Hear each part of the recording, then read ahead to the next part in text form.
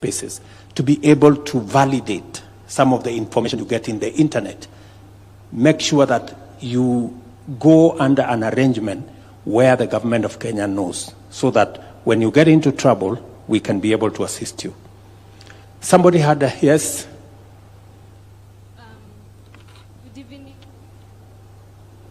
Good evening, Mr. Your Excellency. My name is Stacy Lumadi.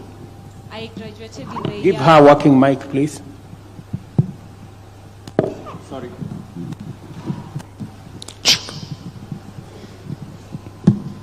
My name is Stacy Lumadi. I graduated in the year 2022, and since then I've not been employed. I understand the meaning of tarmacking. Currently pursuing Masters of Development in the University of Nairobi. And my question is on Kazi ya Maju. It's a good initiative, especially when you're looking at remittance impact on the economy. But there is a high processing fee for jobs, be it Qatar, be it Europe. Are there plans to initiate course for those getting jobs, even if it's providing loans? Thank you very much, Ms. Lumadi. Alfred, you are the owner of that space. That's a very good question. You see, the whole essence of jobs overseas are for you to be able to live here and go get a good job. Now, there are two kinds of jobs. There are two kinds of offers, mostly. There are companies that say, we want nurses, for example, or we want teachers, or we want riders, or we want ICT specialists. And we will pay for the preparation of those candidates to come to our country. We will pay their medical fee, we will pay their air transport, we will pay money for them to do the necessary tests they need to do, attestation and all that. And they pay for everything, and the agency that gets a job will probably charge you maybe 10 or 20,000 for their processing fee, or will actually be paid by those companies a service fee, so they don't have to charge you anything. And those are now 100% what quote unquote free. Those are fine in between. Then there are others who say, for example, in Australia, who say they want nurses. They can take our nurses from medical training college who have diplomas, because they're not allowed to work as nurses in hospitals. They can work in nurses at aged care, making approximately 500,000 shillings a month. But before they go, they have to do certain exams that the Australian government wants them to do. And if you add up the exams, including English test, it comes to over 100,000 shillings. Then they have to pay their ticket to Australia, about $1,500. And then they have to pay etc. So you find that if you want to go to Australia, the Australians say, we want you here, but we're not going to pay for you to get here. You get here, we'll give you the job. And they give you the job before you get there. So when you get there, you get there. But then now you have to come up with 250,000 shillings. So you don't have to go, but if you choose to go, then you realize how much you have to pay. Now what we have done is that I have had meetings with financial institutions. And I've asked them, can you provide a facility to our young people who don't have money to go overseas, and they pay these fees for their ticket, etc., etc. And they said yes, but we need surety. I said, I'll write you a letter. They said no, because what has happened in the past is that a Kenyan will get a loan. As soon as they get inside the plane, they block the person who gave them the money, and they don't pay back. So they have had that history. So I have told them, you can't ask for a title deed for somebody who lives in a slum, or who lives in towns where the fathers don't have, the parents don't have a farm or something, or they don't have a car. So we have agreed that they can come to your house and they can look at what you have, what your mother or father has. Uko na TV moja, uko na couch moja, and then they can cost it, and they say, we're going to give you a loan on this as a guarantor. So that now, if you don't pay the loan, they take your mother's bed. So that will actually will help you actually process the loan. So we are trying many ways, and as the president has said, with the BLAs, we are pushing for companies that actually pay for some of the costs, especially the cost of air transport, which are usually very high. Thank you. I think we have something else. Can PS SME say something? I think we have another ecosystem over here. Thank you, Your Excellency. In our ecosystem of MSME, we have Youth Enterprise Fund. And the Youth Enterprise Fund have a migration loan, labor migration loan.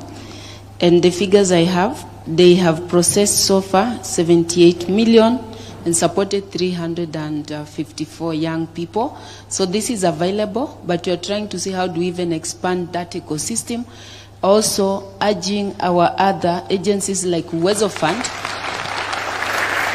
So our other agencies like Uwezo Fund also to introduce that financial product so that we get to support you, to facilitate you, also to leave something behind to your family, because that is always a challenge. Thank you. Yes. So as you have heard, it comes all the way from jobs that everything is paid for, including air tickets, to a situation where nothing is paid for. And there are all manner of in-betweens. But the CEO of the Youth Fund, Mr. Yes, you remember I had a conversation with you, and he can confirm that he has a financial product. Can you confirm to Lumadi, yes, that indeed under our youth fund there is a product that they can tap into? Thank you, Thank you, Your Excellency. Yes, indeed, I confirm that in the youth fund we have a migration loan. The limit for that is 300,000 Kenyan shillings, and so far the statistics are as read by the PS. Yes, I confirm, Your Excellency. So those of you who are looking for an opportunity, there is an opportunity funded by the government of Kenya, and if there are limitations, I am ready to enhance the budget to them so that we can get more. When he mentioned it to me, I told him that that is a good product, and we agreed that if they get to the limit, we can extend their limit. Okay? All right. Maybe a question from this end. Thank you. Thank you, Your Excellency. My name's Ezekiel Onyango, but you can call me Easy. I'm currently the chairperson of Kenya Film and Television Professionals Association. Professionally, I'm a researcher in the cultural and creative industries. I have a master's degree from the University of Manchester in that area, and a creative economy expert who has worked globally with organizations like IFC, AU, and the World Conference on the Creative Economy. I stand before you today as someone who has worked for almost 2 decades as a film producer in Kenya and a creative economy practitioner, who has successfully managed to transition into a professional. We stand at a very critical time in our country, and the question of jobs is one that the creative economy can easily respond to. It's only the creative economy in the whole world that... Easy. Take it easy. Because I was expecting a question from you, but you've given me a lecture, which is good. Because from Manchester, it's good to get some experience. But can you make it brief? The sweet spot is always in the context, and I have learned from watching the way you have contextualized the conversation today. So I only thought it would be fair for me to put some context before my question, if you allow me, sir. Thank you. Bottom-up policies that promote the growth of talent-driven sectors like ours have been proven to work, especially in the creative economy, as we have witnessed in countries like Indonesia, where in 2023 they reported 4% contribution of GDP, which is equivalent to what the tourism sector has contributed in Kenya. While we appreciate the bottom-up strategy that you have, that has given us the State Department for Youth and Creative Economy, we as the creative industry experts feel like there is a tension where there is a bottom-up strategy but a top-down approach in implementation, where the industry has been left out and that has left the State Department with systemic inefficiencies, and 2 years in, we are yet to even have a roadmap or a plan of how we can fix our systemic challenges. Before my question, I'll say to you 3 important areas that we need to address urgently as a country for the creative economy to respond. Number 1 is outdated policy frameworks, the case of old laws trying to tackle new problems. Number 2 is intellectual property. To every creative person, that is our title deed. That is our bargaining power. When IP is not protected, then we have nothing. And number 3 is the problem of piracy, the small endemic that has injured Kenya and no one speaks about. I can be able to demonstrate that in one financial year, Kenya loses close to 92 billion shillings because of piracy, both to government and industry. To my question, how does your administration plan, through the State Department, to resolve these issues inclusively, decisively, and set up a ground where these creative economies can grow and respond to job creation? Why I ask this question is, if we are not careful, there will come a time very soon where all the commerce that happens in the creative industry will happen overseas. Production will happen locally, consumption will happen locally, but the platforms in which we do our commerce will all be abroad. So what strategies can we put in place to ensure that creative technologies are integrated in the better plan to respond to IP challenges, the problem of piracy, and the problem of outdated policy frameworks? Thank you, sir. Thank you very much, my good friend. I don't have the people from the youth department here, but let me just mention to you that the reason why I made a policy decision that the sports fund, which initially had been spread to cover many things, including building hospitals and building all manner of things, I said that must now stop so that we concentrate the sports fund on matters to do with sports and the creatives. That is policy direction number 1. Number 2, you have said correctly about outdated laws. It is the thing I was struggling with, even with the BPOs. And it is the reason why on Wednesday we will be signing off to change the law in the employment space around the BPOs. And I agree with you that outdated laws have created a big problem for us. Whether we are talking about what we can do around the film, around the whole creative space. And I remember we had trouble trying to bring on board the Grammys. I remember we had very serious challenges, and I had personally to get involved, for some of these to come on board, on what we can do around the studio and what we can do around that space. And I remember Dennis Itumbi, who I'm sure is somewhere here, pushing me to do certain things. Did you hear what that good man said? And can you help me say some of those things that we agreed that we want, especially on the 2 subjects of intellectual property and piracy? So on intellectual property and piracy, sir, Easy has actually been involved in the crafting of the Creative Economy Bill that is still pending in Parliament, and he's played a good part with his association of coming with that. And that is a key part in that Creative Economy Bill with a few amendments, and he's in the working group. So in fact the challenge should be back to him to ensure that he helps us to ensure that we get it back and good and going. However, he's raised 2 key issues, both, if you allow me to respond to him. Yes.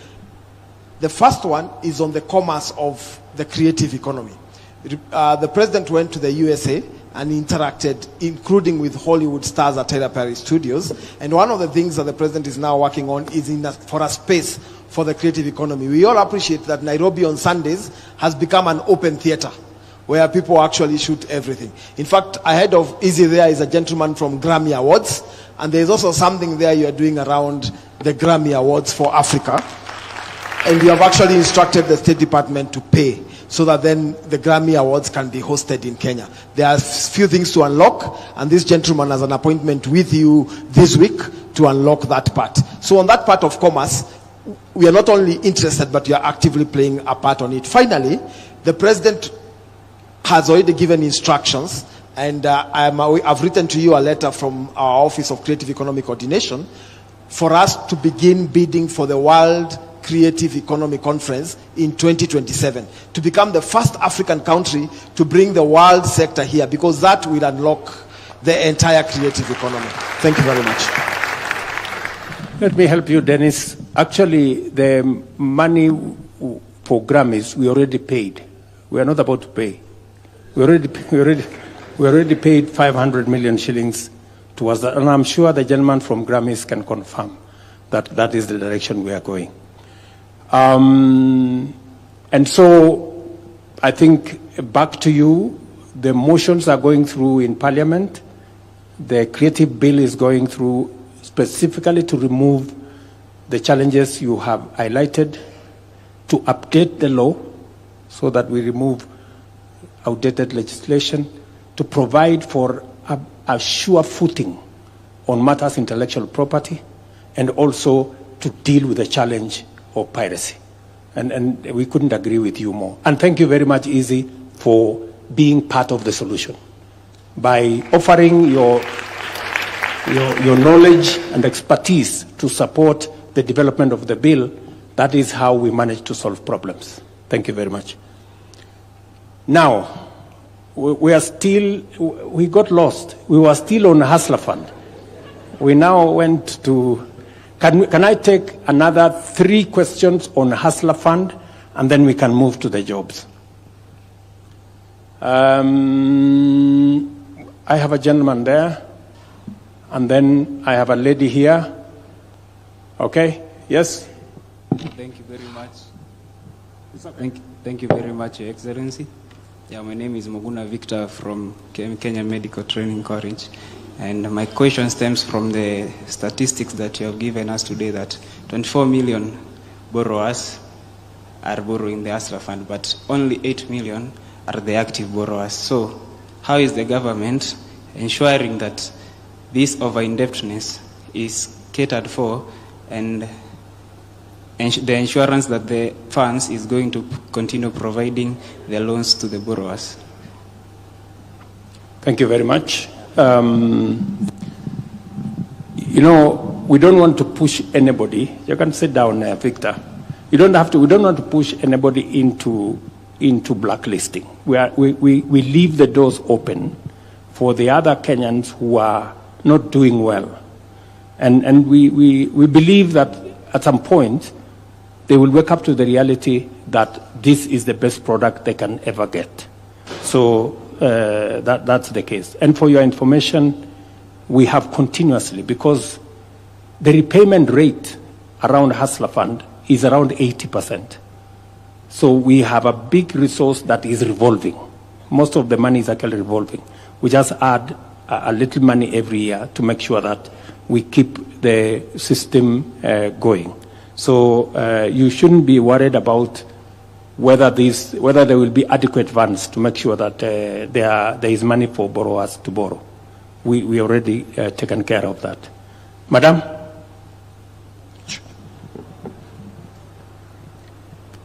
Thank you so much, His Excellency. My name is Josephine Murioki. I'm National Domestic Chair of an association called Association of Skilled Migrant Agencies of Kenya. I deal with the distress cases for all those girls who go out there and they have distress. And I'm also an agent. I'm a director of Samurai Recruitment Agents. I've been in this industry for the past 12 years.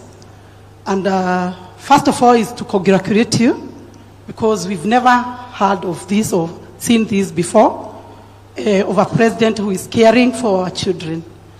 Especially me being a mother, I feel so bad when youth comes to my office looking for opportunities, and I turn them away simply because they cannot afford the ticket to go out there. And we are pleading as agencies, Your Excellency, that we need to come up with the solution, because once we bring this issue of our youths being denied funds to go out there, if we do interviews and they pass those interviews, we find that we are compromising the quality of our skilled out there. And if I can attest, like I had attended Saudi Arabia HR Expo in 2023 and 2024. And this time, in the month of October, 27th to 28th, and we managed to secure a booth there, and we got those demands.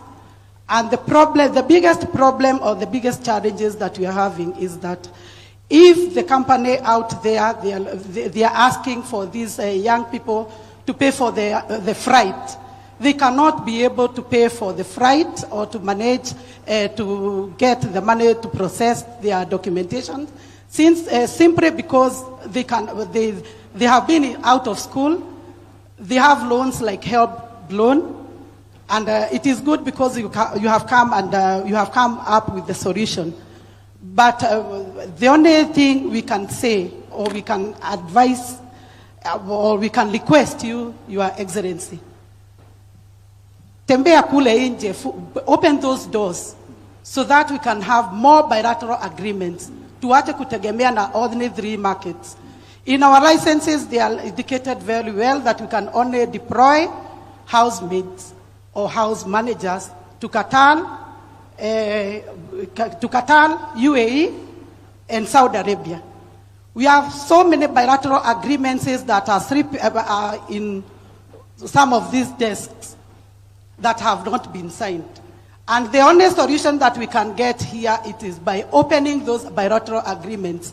Hata vijana wetu hawatahitaji kukopa hizo loans, because once we have more markets, our skills, we have more demands, and we will be able now to assist our youths. Thank you so much. Thank you, Madam Ryuki. We had said that we concentrate on Hustler Fund, but everybody is going to, I think jobs is a big thing. Okay, let's have a conversation about jobs. So, Madam Ryuki, you have said that you are among the recruitment agencies, is that right? So you're among the lucky ones, because we had 1,400 and something recruitment agencies. We have registered about 1,000 because they were crooks. We chased them away. You are among the few who remain because you are straight. And I must commend, they are honest Kenyans who want to do an honest job. And they want to support our young people. It is the reason why, Madam Ryuki, I have taken it upon myself to have a diaspora desk, a diaspora state department, whose job is to scout and make sure that we sign bilateral labor agreements so that we can open more markets for our young people. As you are aware, we have now worked on making sure that we go beyond, we also sign for professional jobs, teachers, nurses, clinical officers, engineers, and all the other categories, so that we, in the past, it was just limited to what you are saying. And I don't know whether it is Josephine or Rosalind, sorry. So, Rosalind, you want to say something about it? Thank you, and thank you, Ms. Muriuki. We've broadened our market significantly. Just this year, Your Excellency, we signed an agreement with Germany that opens up a skilled workers market for Kenyans to play in that space. And the size of that market is huge. The size of the market itself is over 250,000 people. And it depends on how many Kenyans who are able to play in that space. We also, in September, signed an MOU with Austria, which has similar numbers and are able to take up more opportunities. We are currently in discussions with other countries, including Ireland and elsewhere, to open up these markets. So this movement to open up more opportunities is very much on course, Excellency. And it's part of your KPI? It is, yes, indeed. It is part of my KPI, and we have an entire Excellency agency that is specifically tasked, the Diaspora Placement Agency, tasked with ensuring that this happens. So we are very much on this. Okay. And let me also mention the following, that a market like Germany, which has an array of professional, skilled, semi-skilled opportunities. The size of that market is 250,000 people. We are possibly the only, or among the few African countries who have space to be able to take citizens to that market. I would ask our recruitment agencies to step into that space and support young people who are going into that space. And it is important for me at this point to ask, in the last 2 years, how many Kenyans have we facilitated to get jobs abroad? Alfred? Your Excellency, we have over 218,000 Kenyans have left the country to get jobs overseas. The target is to start pushing at least 700,000 to 1 million a year. And that is why we've started this move of taking the job opportunities to every county. Because before, people were not aware of the opportunities and people don't have money to come to Nairobi or to visit these agencies. So we are taking the agencies and the jobs all the way to the counties, and we will be publishing the available employment opportunities on our government website, on NAIR, or even in my Facebook. I'll be telling you, look here, these are the opportunities, this is what is needed, so that regardless of where you are in the country, you have a chance to come and compete for those opportunities. I know in this auditorium we have recruitment agencies. We have people who run recruitment agencies. Is that correct? Are they here? Can anybody who is running a recruitment agency, can they stand up? So all you good people are in that space. Let's clap a round of applause for them. Asanteni sana, you can take your seats. I want at least one or two of you to step forward and tell us, in the last 2 years, how many Kenyans you have assisted through your recruitment agency to find jobs abroad. We have one lady there. Thank you, Your Excellency. My name is Monica Mwema. I run a recruitment agency called Monisa Company Limited, and I have run it for the last 10 years. In the last 2 years, I have been able to deploy over 3,000 Kenyans, both skilled, semi-skilled, and even others for a little low-cadre jobs like housemaids. I've been able to take Kenyans engineers to UK. I've been able to take teachers. I've been able to take nurses, housemaids, lady drivers, and even people to work in farms. Thank you. Thank you very much. You said about 3,000. About 3,000? Yes. In the last 2 years? Yes. Okay. So of these 218,000, you can account for 3,000. Yes. Can I have one more person who, yes, behind there? Oh, yeah, all right, whatever. Thank you, Your Excellency. My name is Daniel Maroria. I run an agency, TDM International Limited.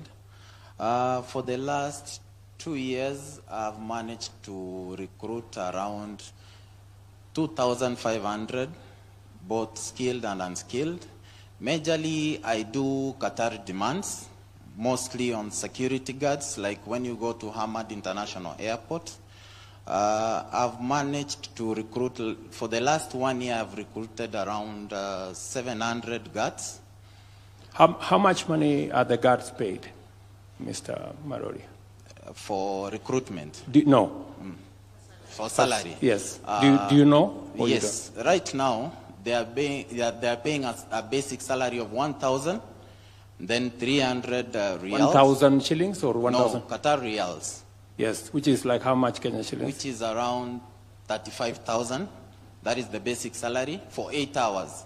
But most of our guards are getting more than 50,000, 45,000 plus because they are working for 12 hours. Especially for those candidates who are working in Hamad Airport. They got training and they are now screeners. And most of them also are working as fire wardens, whereby most of them, they're giving us good feedbacks, and they're also sending us more clients to assist. And besides airport, we have also done different demands for Dubai. Like I've recruited some candidates for Dubai from NYS, like welders, fabricators, and so many others. Very good. We're also looking forward to get more demands to assist our fellow youths. Do we have any other? Let me have a final person. Yes, my friend. Yeah, thank you, Your Excellency. My name is Benjamin. I run an agency here in Nairobi, and I have an office in Qatar as well. So I have been in this business for the last 3 years. I have managed to take around 1,500 from Kenya to Qatar. Very and good. As we speak, I want to say because of your effort, right now we have a recruiter or employer from German who has come here to look for doctors, to look for nurses, to look for people to work in hospitality. Are you assisting him? Yes, we are doing. Very good. Yes. So I can say that if anybody who has got the right qualification for those professions and has got a B1, which is the language required by Germans, we can get in touch with us. We can assist. Thank you so much. Thank you, Benjamin. Maybe let me listen to this lady, the final person here. Thank you, Your Excellency. My name is Caroline Njoki Murogo. My agency is Consult Center Limited. I managed to successfully deliver an order for teachers to Baltimore City sometime in July this year. And then just this week, my partners will be around for interviews for another probably 200 candidates who are ready, and subsequently got another order for about 2,500. So I'm looking at 5 years of delivering about 500 in every year. Thank you. Are these real numbers, Njoki, or? They are real numbers. Real people? Real people. Real Kenyans. Ms. Njogu is aware that they have authenticated the order. You know, there is a spirit of Thomas in Kenya nowadays operating. I know, it's real. It's real. Thank you very much, Thank Njoki. you. Okay. So, from the numbers, I think Alfred has told us in the last 2 years, 218,000 Kenyans have gotten different jobs in different parts of the world. We have here men and women who have facilitated as recruitment agencies. The Ministry of Diaspora is here. They have worked with them to confirm and to make sure that Kenyans who are leaving Kenya to go and work elsewhere have the requisite government support, and if there is trouble, we can always find them to come back home. Let me go to another space, digital jobs. As you're all aware, we have a program running under the Ajira framework. We have also the Jitume arrangement. And we have a whole plan around digital jobs. I want somebody from that space on digital jobs to give us the numbers. Do I have anybody here? Yes, tell us your name and where you work.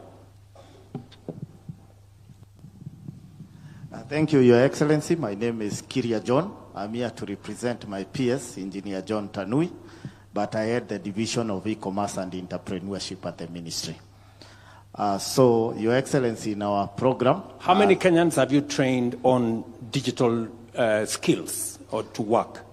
So far, Your Excellency, we have skilled over 693,000 Kenyans in our 272 digital hubs that we have set up. And we target to set up 1,450 digital hubs across the entire country. Are those the ones, one in every ward? One in every ward. Okay. And we have, apart from just killing them, we have also been able to facilitate job linkages of 182,000 of these skilled Kenyans. And apart from that, we are also undertaking a sensitization program, and that's where my PS and the CS and also the Prime Cabinet Secretary were in Kakamega County to doing a town hall like this one, to also sensitize the youth of the available opportunities in the digital job space. So we are also creating the awareness and how they can benefit. Okay, so within the 270 different hubs around Kenya that exist today, yes, even as we work with members of parliament and others to bring on board another 1,200 to make it 1,450 in different parts of Kenya, right? Yes, Your Excellency. So at the moment, you say we have 182,000 already doing jobs and earning from those jobs. I was, for example, in one of our TVETs, and there were many young people who were already monetizing their talent. They were already working on the does that include those kind of people? Exactly, Your Excellency. Because at these hubs, we are also not just training them and skilling them, but actually they are doing the actual work itself and earning from digital jobs online and getting paid. So they are going to these hubs, and apart from getting the skills, they are also earning from this online, from the online work they undertake in these hubs. How many computers have we distributed in these different ICT hubs across the country? Your Excellency, so far we have distributed 19,693 computers in all these hubs. And what is the plan going forward? So the plan going forward, Your Excellency, is to set up the 1,450, to equip them and be able to skill at least 1 million youths and above. So the target is to move from the 180,000 currently who are engaged at different levels. Yes, Your and Excellency. earning and monetizing their talent and their skills using the digital space. Yes, Your Excellency. And also to add on that...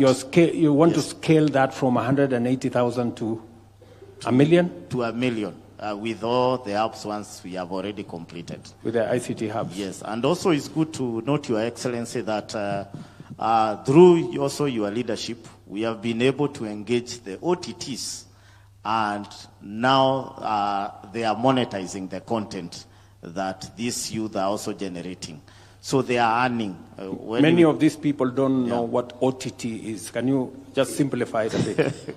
Yes, Your Excellency, these are the TikTok, the YouTube, Facebook. So we have been able to negotiate better rates for Kenya as a country. And actually, if you look, relatively to also the other countries, the Kenyan content providers are getting paid better by these OTTs through your leadership. I remember you people forced me to talk to people in T-shirts, and I had to, and to get them to allow us to monetize the space and to allow our content creators to be paid. Your Excellency. Because Your Excellency. I think Kenya is the fourth country in Africa to be allowed to monetize content. Exactly. The other countries don't. Exactly. Okay. Thank you. Maybe I'll ask Madam Moria, the PS for Tibet. You are aware of what is going on in our Tibet. Can you say something about that space with digital jobs? Yes, thank you, Your Excellency. In addition to what he has already said, we have already trained 600 trainers across the country who are now able to train our young people either within our institutions, and Your Excellency, we have 126 TVET institutions with the devices between 50 and 100. And we have been able to train the numbers, some of them in the TVET institutions. But Your Excellency, to be able to make sure that space is moving, our biggest responsibility has been to ensure that we are training the trainers at the Kenya School of TVET, and we already have 600 of them across the country, Your Excellency. Thank you very much. Let me go to another space. I think we're talking about the space around labor mobility. People going to work abroad, as Alfred and Rosalyn have said. We are talking about digital jobs, people working in our ICT hubs. Many people have been asking me, why am I so passionate about ICT hubs? Because it unlocks huge potential. It gives our young people an opportunity to work. I have met many of them in TVET institutions, in other different ICT hubs. And at the moment, we have a program where we are working with Kenya Power to deliver internet to as many places in Kenya as possible, so that progressively we can unlock that we can unlock that potential, and that is going to turn around. Because again, I said, for us to be able to create jobs, we have to be intentional. We cannot just assume that jobs will arrive. We have to know ICT hubs, deliver internet, have trainers, have TOTs, train more young people, provide computers. And that's exactly what the gentleman from our Department of ICT has said. Let me move to another space, the space around industry and manufacturing. I think P.S. Abubakar is here.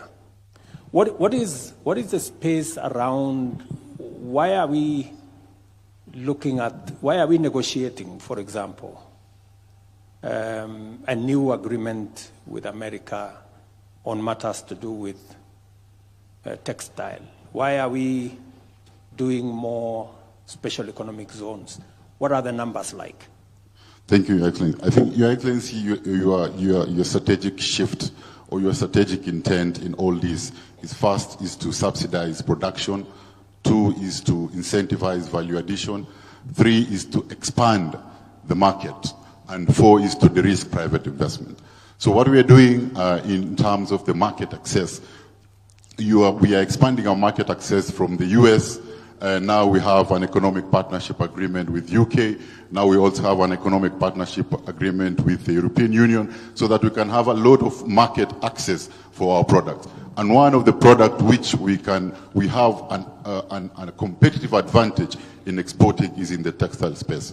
So, Your Excellency, in your special economic zones and extra processing zone program, where people can produce competitively to access this market, we've been able to create 10,000 jobs in that space, mostly in the area of textile and apparel. Okay. So let me allow now, just sit there, Bakar. I want the people from the business process outsourcing. I remember I went to Samasos up on Mombasa Road. I remember earlier this year, I went to Tatu City with CCI. They now have 6,000 people working for different companies out of Ruiru, here in Ruiru. What is going on in that space around the BPO, Madam? All right, I appreciate that. My name is Anpisa Lola. I'm with Sama. And if I'm just to paint a picture in the BPO industry, I'm going to talk in terms of numbers just to show how big this industry is and why it's important for us to literally focus especially when it comes to creating jobs for the youth. So Sama is a BPO. In Kenya alone, we have to the tunes of 3,500 employees. And this is full-time job, benefits, medical cover, all that. And we have not even scratched the surface. Okay? Now, when you look at how big this industry is, this industry last year alone was a 1 trillion USD industry. Okay, that's globally. Now, bringing that down to the amount of jobs that are created, India developed, I think for anybody who's read about BPO, India developed its middle class through BPOs. Today, India has 4.5 million jobs in the BPO industry. Philippines has 1.1 million jobs. Your Excellency just talked about the 1 million graduates that we are churning out every year. And from an industry expert, I'll tell you, Kenya delivers quality job than India and Philippines. Now, a lot of things are working well for Kenya. Easy, I literally quoted your word like old laws trying to tackle new challenges, and we appreciate the progress that you're doing in the BPO industry, because today, when you look at Kenya, the BPO industry right now is heavy on English. I mean, North America accounts for 41%. I challenge anyone here that Kenyans have better English than the other regions I spoke about. Yeah? Now, you look at our education system is stronger. You look at the work the ICT ministry in the leadership of PS Tanu is doing in terms of internet, stronger than any other place. We are seeing these clients wanting to outsource to Kenya. And Kenya is not cheap compared to the other. I just want to demystify that. There's been a question on Kenya is cheaper. We are actually more expensive than those other regions, but the clients are preferring Kenya because they are getting quality work from Kenya. Okay. Now, today when you look at this sector, some alone we are at 51% women, 49% men, and our focus is on AI. You look at AI alone, AI is looking at 826 billion in the next 6 years. Now, I don't know about the rest of you, but I'm a strong believer of Africa deserves a seat at this table. Yeah? Kenya deserves a seat at this table because anybody who knows AI knows about AI bias. If you don't train it, it talks about what it thinks. I think I'm seeing you nodding. Because there are movies, you hear somebody who's talking Swahili and they are literally talking a different language. That is not Swahili. That is not what you want AI to do. Yeah? So, Your Excellency, I think just in conclusion, is just appreciating the initiatives around defining this space and defining a space in such a way that it's both good for the workers because, defines what is the criteria, what is the wage, what is all that around, but then also attracting more investments in this country. Thank you. Thank you very much. Again, our focus is in that space. The reason why we are spending 10 billion shillings to expand our internet connection is because people like Sama require very strong internet because most of the time their workers work for clients outside Kenya. Number two is to make sure that the legislation does not impede companies that want to invest in Kenya in the BPO business. It is the reason why this year, as I told you, in Ruiru at Tatu City, we managed to get CCI to invest, and now they are hiring 6,000 Kenyans. They have given us a horizon of 50,000 if we do certain things in that space. And among the things that we are doing in that space is to straighten the law.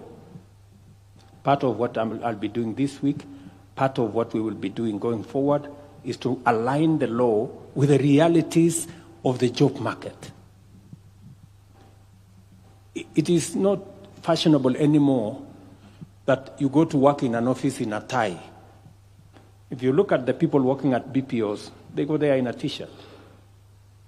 And you must not necessarily have all these other stories. So there is a way that we have to re-engineer our job space so that it is responsive to the requirements of the job market at the moment. So again, it goes to being deliberate and being intentional. These jobs cannot happen. They have to be made to happen. And I know I'm going to have a lot of problems with employers when I sign the law on Wednesday, because people don't want anything changed. They want everything to stay the way things have been forever. But we have to change. We have to move things. We have to move them in. I think we have looked at the 4 spaces that I had in point. Let me allow another 3 or 4. Maybe I'll start here. One person from here. This good man with a good beard. Thank you. Thank you, Your Excellency. My name is Jose Kasikoe, founder member of Jabali Africa, Grammy-nominated singer-songwriter, producer, and also I'm a voting member. So I want to go back to the music thing. I know you said you're talking about jobs, but the musicians are going to kill me if I come out of this space without mentioning that to the recruiters who are asking, who are doing the job thing. Music is a job too. Creative industry has a lot of jobs. So, and those can be exported too internationally. I'm an artist that has been eating from touring the world, and with our cultural attaches in our embassies, you can touch base with these festivals. Also in sports, we are world beaters, and there's a lot of meetings all over the world. That's also a job. There's talent managers. There's a lot of sections in the creative economy that we can find jobs in. So I didn't want to just get out of here without asking something to do with music and sports. Thank you very much. Thank you very much, my friend. Can I pick up one person? Yes, madam. I think you've had your hand raised for a while. Thank you, Your Excellency. My name is Virginia Joki, Director for Satma Technologies Company Limited, and I'm also the Secretary General for Kenya Association for Private Employment Agencies, whereby we have 357 members, directors who does recruitment. Allow me to go to FADs. Mine is a request to the government. Mine is a request to the government. There's a discussion we've been having with our CS diaspora, our PS, Madam Rosaline. And allow me to speak on behalf of her and the directors who are here. There was a FAD. We have been following up and requesting if the directors can be supported through the ministry. We normally travel a lot for expos. And you'll find so many directors losing an opportunity to go showcase the CVs they have, the data they can present to their partners the other side. But because of we are not able to pay the pavilions the other side, we are not able to pay for some few facilitation here and there, we would like maybe the government can consider and put aside a fund for us so that we can be showcasing all over the world. And second, for the BLAs that are going to be signed, for skilled work, I would request if the ministry, through your support, if we can be able to have expos, for example, the Serbia, it's supposed to be signed. There's a way we can even have those expos before even the BLAs so that we can market ourselves through the diaspora. Thank you. Okay. Rosaline, I think that's a good suggestion. So long as you pay your own tickets, right? Yeah, and your own accommodation. So just the pavilion. Okay. So I think let's see how we can support these good people. I think setting up a pavilion for them, they will travel at their own cost. They will go and market the country at their own cost. I think it's a good thing. All right? Let me, I don't know. I think, okay, let me be biased. Let's give it to the lady again. Asante sana, my president. Kwa majina naitwa Esther Mwangi, kutoka Makadara, Viwadani, kijiji ya Runga. Nitafanya utofauti, nitaongea kwa lugha ya Kiswahili. Endelea. Asante. Mimi ni mama mboga, mmoja mwenye alifanya kazi kubwa tupate hii serikali. Niko na furaha siku ya leo kupata nafasi ya kuongea na wewe Mr. President. Nashukuru Mungu kwa sababu ni kwa neema yake. Nakushukuru sana na serikali yako Mr. President kwa sababu ya hii nafasi ya kazi. Vijana wetu wamepata kazi na kwa hii kazi ya majuu. Lakini swali yangu siku ya leo, mimi kama mama boga na wengine tuko huko nje, na wengine wenye tumefikisha miaka 46 kwenda juu, hatukupata hii kazi mtahani, na tuja benefit na pesa ya uzee kwa sababu tuko hapo katikati.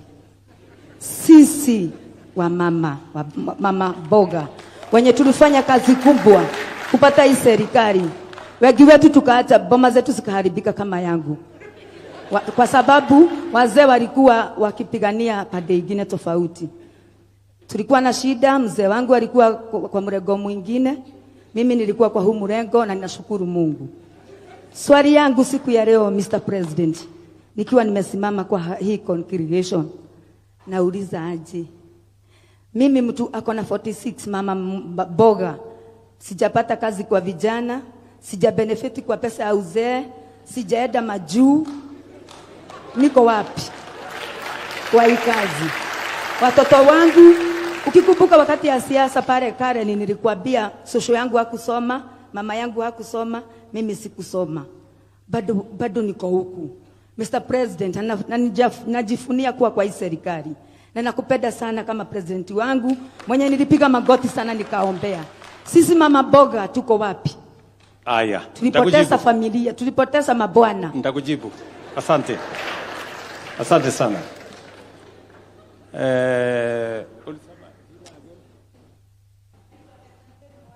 Esther.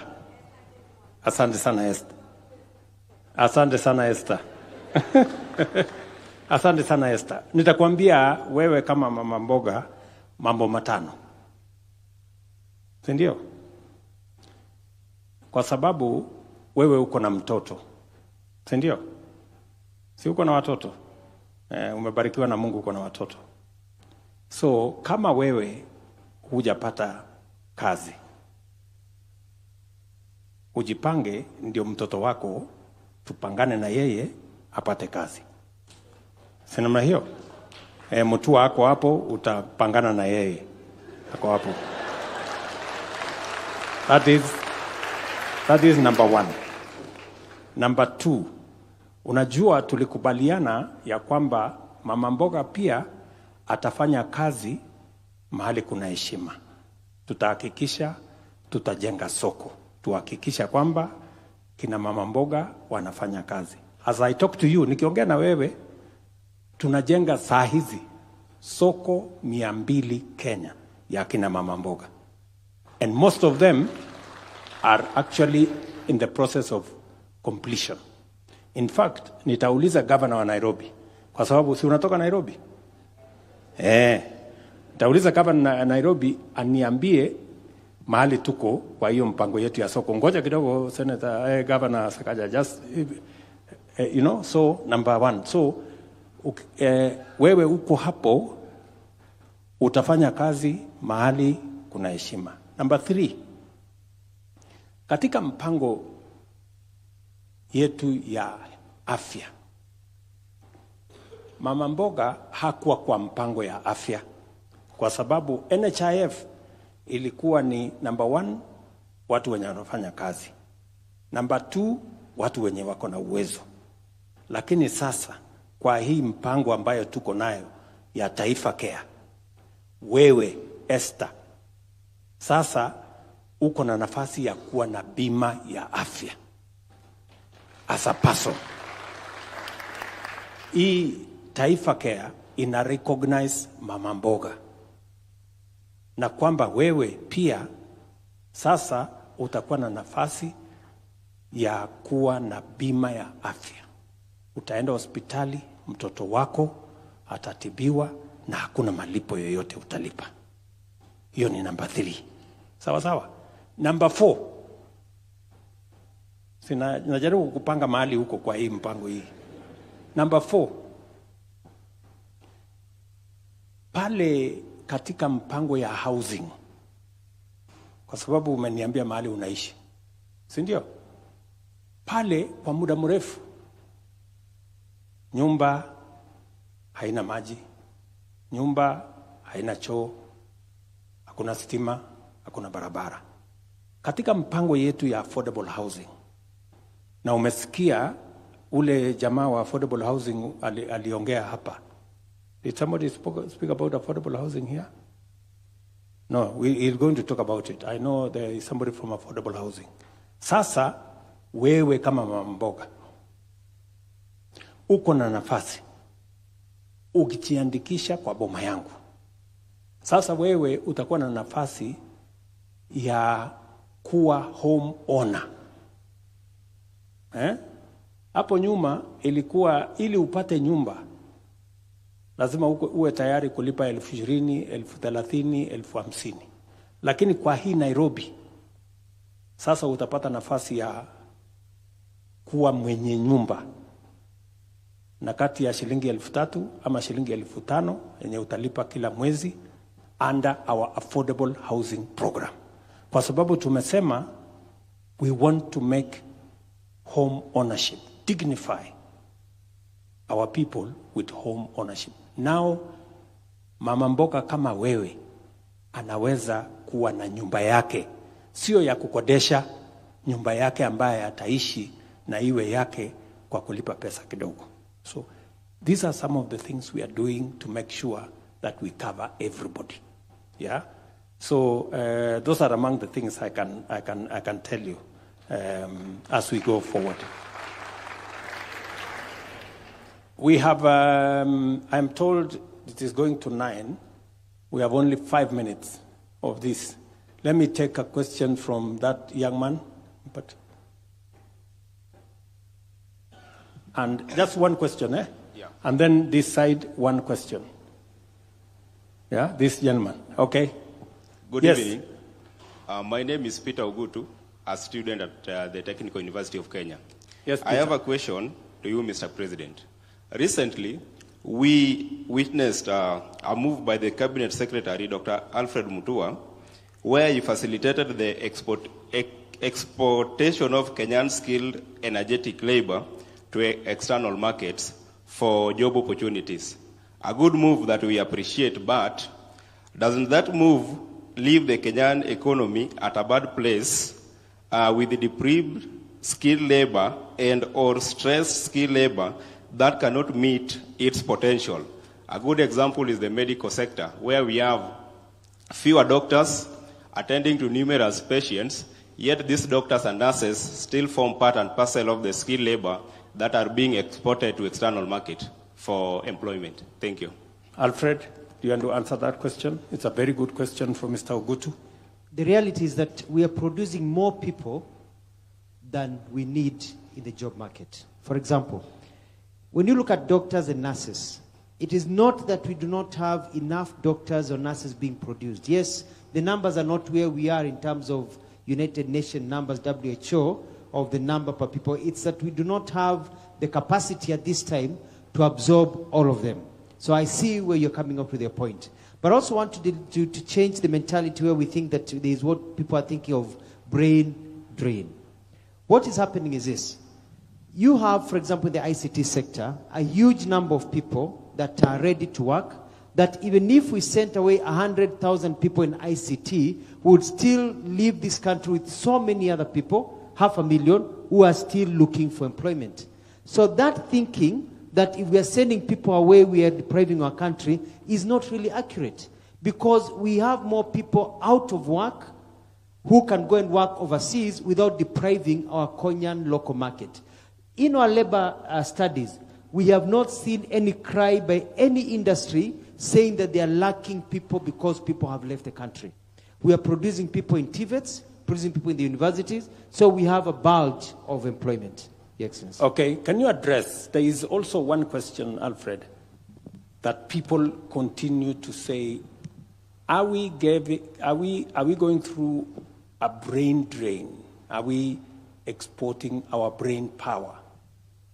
Or does it eventually amount to a brain gain? Can you explain that? What usually happens is this. If you look at the countries that have really developed very fast, you look at, for example, the example of Singapore, China, Malaysia, Indonesia. What they did, these tiger economies, was to ensure that their people who went and worked overseas came back home. We are calling this labor mobility because when you're going to work, it doesn't mean that you're going forever. You're going to work for 2-3 years and come back.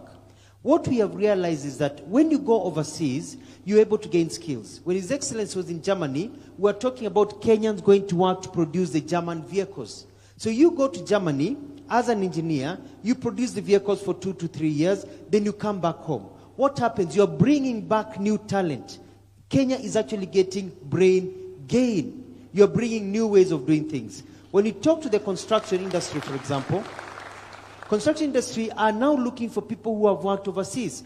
If you are a plumber, if you are a mason, if you are an interior designer, and you have worked in Dubai, the big companies working in Kenya want to employ you because your skills are a bit higher than the market, than the population in Kenya that is competing with you for the job market, because you have gained new skills. When you go to the UK as a nurse, you go to the US as a doctor, and you gain new skills in those hospitals that you're working in the US or in Italy and other places. When you come back, you're hot cake because of the brain gain. Thank you very much. And I think just to buttress that point is that, you know, the people going out, they are going out for short contracts. This is 3 years, maybe 5 years. After that 5 years, they come back home. And when they come back home home with added skills. They have gained experience. They have worked in a different market. And most of the time, you find that they have improved on their skills. So it may look like brain drain, but eventually it becomes brain gain. That's what Alfred is saying. So, Your Excellency, thank you. My name is Felix Chege. I run a company called Real Sources Africa. First, I'd start by commending your efforts on making the African Free Continental Trade Area work. I have been one of the beneficiaries of it. Being a beneficiary means that we got appointed by the AFCFTA Secretariat as a trading company on behalf of Kenya. And what we've been doing is that we've been supporting aggregation exercises for export. As late as a few weeks ago, we launched a Trade Connect initiative, an initiative that looks at shipping 1,000 containers over a period of 12 months to 5 African countries. And we've seen a lot of support from financial institutions in structuring of trade finance elements or instruments that are meant to promote inter-Africa trade in terms of aggregation. And at the same time, we've been able to do market development campaigns to be able to promote African or Kenyan manufactured products across the continent. Our main ask is investment more in market development campaigns. We have a lot of African countries that don't know what we actually manufacture as a country. And we've realized that this information is really important when it comes to providing an alternative of the products that we can ship to the export market within the African context. Other than that is using the products themselves as a collateral for transactions. We've been able to work around an aspect of how can we get our manufacturers to use the products that they manufacture as a collateral when going to the export market. We're looking at, or our ask could be, how can we use the credit guarantee scheme that you have already initiated to convert it to be an export guarantee line that can be used by our manufacturers to be able to guarantee them payments after they ship their products. Other than that, I thank you for really looking into the protocol on youth. and women in trade. And we've leveraged on that to be able to access a lot in terms of just opening doors at the Secretariat. I'm a 27-year-old, and I'm privileged to be among the people who represent this country at the Secretariat. Thank you very much, Mr. Chege. Just Chege. Thank you very much, Mr. Chege, for what you have said. I think you put it so well that you've given me some homework to do on some aspects. And I will take back the homework and see what we can do better. But congratulations on what you're doing on behalf of many young people in Kenya, taking advantage of the Africa Continental Free Trade Area. It's a market of 1.4 billion people, and Kenya needs to move full speed and take its space and place in that market so that we can better leverage the market infrastructure that exists in the Africa Continental Free Trade Area to benefit our own enterprises and our own people. Good people, it's 9 p.m. and I am told it has to stop. I know many people would have wanted to, but as you are aware, this has become now our way of transacting. So there will be another occasion for us to go through this again. Let me congratulate all of you. Thank you very much for taking time. I know all of us are busy people, for taking time to ask your questions, to seek the intervention, clarification. Thank you very much to all the teams that have participated here this evening. And my very best wishes as we work together towards creating opportunities for young people, for our nation. It will take effort, it will take collaboration. I know Sakaja was supposed to tell us something at the corner. Sakaja, do you want to say anything, or I can leave it there for now? Thank you very much. God bless you. Have a great evening. Asante. A round of applause for His Excellency as we stand. Thank you very much, Mr. President.